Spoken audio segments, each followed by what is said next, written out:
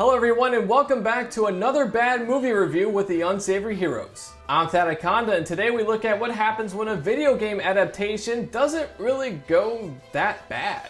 This week's film features Freddie Prinze Jr. and Matthew Lillard. What are you doing, man? No, not that series. Am I a bet? Am I a fucking bet? No, not that one either. Hold on a second, let me see here. I love her. Oh. Not that one either. Jesus, is there a movie these two haven't been in together?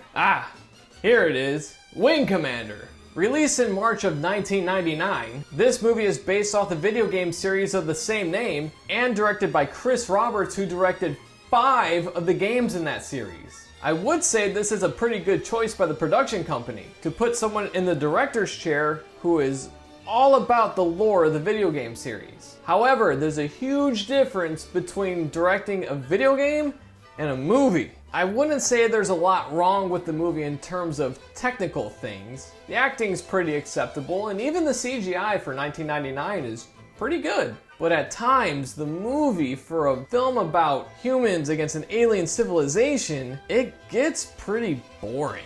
I don't know, there must have been some reason why this film lost $20 million on a $30 million budget. As you all know, there's only one way to find out, so let's blast off and navigate our way through this hunk of junk that is Wing Commander. We start our movie with a voiceover from President Kennedy. This turns into images of a space map, partnered with more voiceover about pilgrims traveling the stars, some sort of AI being created to help with space jumps, and the start to a war with the Kilrathi. I guess it wasn't in the budget to show the pilgrims exploring, or to show the start of the war between humanity and this alien species. Showing either one of those would have been way better to rope the audience in than to have 3 minutes of VO. At the Vega Fleet headquarters, the base is under attack by the Kilrathi, who are looking for the NAVCOM AI device. The captain attempts to break the bulletproof glass using bullets. Captain sends out a distress call, and everyone presumably gets killed.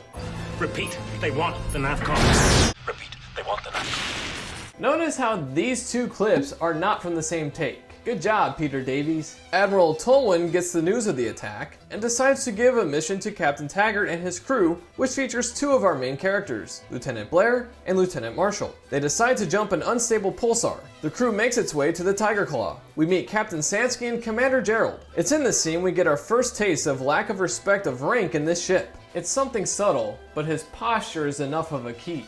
In case you were wondering what I meant, in the very next scene on the flight deck, Blair gives lip to Lieutenant Commander Devro. Your wing commander.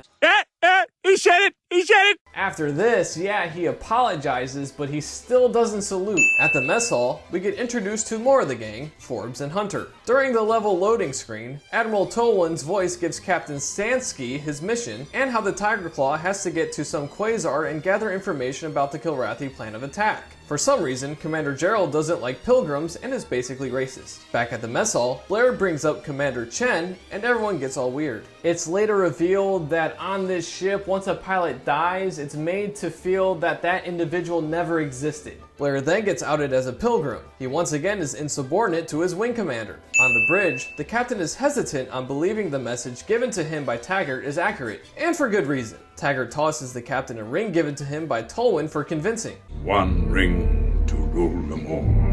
In Blair's room, Marshall tries to convince Blair to take off the Pilgrim Cross, but Blair doesn't take his advice. Back at the Concordia battle group, we're given exposition about how Earth's defense system is ready to go, but may not be able to withstand an attack from the Kilrathi force without the help from the fleet. Despite the group running at 110%, somehow, and losing ships, the Admiral gives the order to run at 120%. His second in command doesn't seem too thrilled about this. What's the matter, Colonel Sanders? Chicken? Marshall and Forbes pull a Top Gun stunt and see who can perform the more dangerous landing. Rosie buys off her wing commander with a drink. Why is this ship treated like a training facility? It seems like anyone on this thing can say and do whatever they want without any recourse. Also, Devro gives Rosie an ultimate death line. You just see that it never happens again. Taggart lays out to Blair why people hate pilgrims. Something about they were the first space explorers and became natural space navigators. Apparently this made them think of themselves as gods. Basically what ended up happening was they just became a bunch of assholes. The Tiger Claw makes a jump through the pulsar. Somehow Devereaux is bleeding from her head, although we never see her hit it on anything. Despite having just suffered head trauma, Captain Sansky sends Devereaux on a mission. Can he play? Devereaux and Blair navigate the astrofield and are spotted by the Kilrathi. They make their way back to the ship and Gerald continues to be racist at Blair. Blair also backtalks the commander. He then tries to speak out of line to the captain. Taggart gives lip to the captain. Blair just barges into Devereaux's room and they have a verbal argument. Blair lays out his family backstory to the wing commander and the audience. Devereaux lays out her backstory to Blair and the viewers. She also tries to use having emotions as being a bad thing, which is why they don't talk about the dead pilots. So the reason why people ended up hating pilgrims was because they basically lost touch with their human side. But now leaving your emotions behind is totally acceptable? Marshall and Forbes have a post-coitus conversation, and Marshall gives Rosie another death sentence. You know, you make it all worth it. Devereaux gives the crew its upcoming mission. Hunter is a racist and doesn't trust Blair as his wingman. Blair questions Devereaux's decision to change him over to her wingman. Taggart gives us his real identity, which is Commodore Naval Intelligence. What a twist! He basically says this is a setup, and the Kilrathi are luring the Tiger Claw's fighters away so they can attack. Turns out, he was right. The Tiger Claw is attacked by the Kilrathi, and we finally get our first dogfight of the movie at the 51-minute mark. There are only 48 minutes left in the film. Devereaux's crew show up and turn the tide of the battle. Do a barrel roll! Marshall delivers another death blow to Rosie. Watch your back, Rosie. This movie really wants this character to die. The Tiger Claw gets hit by another round of torpedoes and the captain suffers severe head trauma. Come on. Taggart blows up the Kilrathi ship. Marshall and Forbes disobey orders of returning to the ship and decide to go after a couple more Kilrathi fighters. Forbes' ship gets hit by some debris and it decommissions her ship. In an effort to land without any controls, she ends up crashing. No! This scenario just makes no sense. They know one of the pilots is coming in with a busted up ship, yet there's no medic crew on standby. Not only that, no one bothers to send out a rescue crew to go get her? Instead, they just push her off the deck with a tractor. This thing is ready to go as soon as Devereaux gives the order to clear the deck. But they don't have a medical crew ready? What kind of safety protocol is in place on this ship?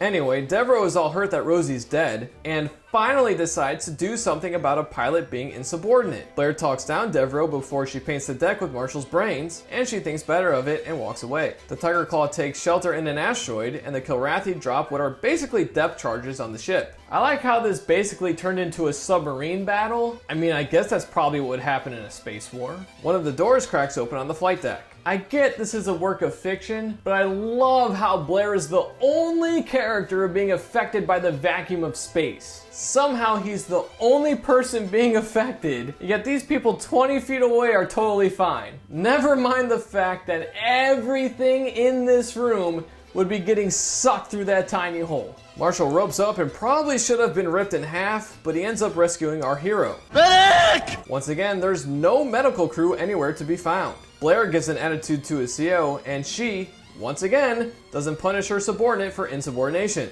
It's no wonder Marshall and Blair disobeyed a direct order. Their wing commander doesn't care about anything that happens on this ship. It's a miracle anyone is alive, especially since we haven't seen one medic crew. Despite almost being ripped in half and bleeding out of his mouth, Devereaux summons Marshall to suit up and get ready to fight. Marshall questions Devereaux's order, and she just lets yet another case of insubordination slide. The humans end up boarding a Kilrathi supply ship, and we finally get our first good look at the villains of the movie. Yep, they're giant cat people. Turns out this war could have been won with a couple laser pointers and a giant ball of string. Blair finds the Pegasus Navcom AI and the Kilrathi jump coordinates. Back on the Tiger Claw, we find out the drones to send the coordinates to Tolwyn are broken, and a pilot will have to make the jump through the quasar to relay the information. It also turns out Taggart is a pilgrim. What a twist! As Blair and Devereaux make their way to the jump, the Kilrathi fires Skipper missile at the Tiger Claw. Devereaux breaks off to intercept, but is damaged in the attack. Instead of letting Blair rescue her, she decides to just float in space and die.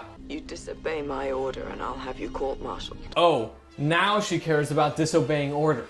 Blair continues his mission to make the jump. The Tiger Claw gets its battle stations ready. This gigantic Kilrathian ship follows Blair. How did Blair miss this ship? Was he just so focused on this jump point that he missed this giant couple kilometer long ship off to his side? The cat people decide to follow Blair to the jump point to cut him off from giving the information to the humans. All of a sudden, Gerald has no problem with taking orders from a pilgrim. The Tiger Claw gets blasted by the Kilrathians, but a couple of torpedoes take down the enemy ship. Blair makes the jump through the point. The Concordia battle group receives Blair's message. Tolwyn decides to let the Kilrathi continue to chase Blair while sending the rest of the fleet to the jump points. I think Tolwyn is made to look like a jerk here, but he's actually making the right call. Let the Kilrathians go after Blair in this situation. That way the rest of the fleet can focus on the jump point. Earth might take a little bit of damage, but it will survive. Tolwyn is tasked with making a hard decision, but I feel he made the right one. So cheers to you, Tolwyn. Blair leads the Kilrathi ship to the gravity well, and they get sucked in. Blair is rescued by the Concordia fleet via tractor beam. Sure am glad these people have a tractor beam, but the Tiger Claw didn't. Good thing all of Earth's ships are equally equipped. Turns out Devereaux was rescued by the Tiger Claw. Taggart is requesting an emergency medical team to meet him on the flight deck. So there was no medical team on the Tiger Claw. That explains a lot. Blair and Devereaux share a kiss, everyone smiles, and our movie finally comes to an end. That's Wing Commander, ladies and gentlemen, if I must say so. It's pretty meh. I get the movie has to try to fill in the general audience with some of the video game's backstory and lore, but for one film, it doesn't really work. I mean, when you take a step back and look at it, the first half of the movie is basically nothing but narrative. The only exciting parts are the jumps, but even then, there's nothing too thrilling about it because you know they have to survive, otherwise there's no second half of the movie. Once we get our first dogfight out of the way, basically after that it's nothing but the humans trying to hide and survive. There's not a lot of action or excitement in this film. Because of this mehness, we're gonna go ahead and give the movie 3 out of 6 beers. It's nothing exciting, however it's not terrible. It's kind of something you'd watch once and say, okay, that was pretty good. So for that, we still say cheers to you. That'll wrap things up for this edition of Another Bad Movie Review with the Unsavory Heroes. If you've made it to this point, make sure you hit those like and subscribe buttons to support the channel, and also leave a comment to let us know what you think about the video, or if you have any ideas of what we should review next, because you know what'll happen if you don't. I'm Thadakonda signing off for the Unsavory Heroes, saying have a good one, and we'll see you next time here on Another Bad Movie Review.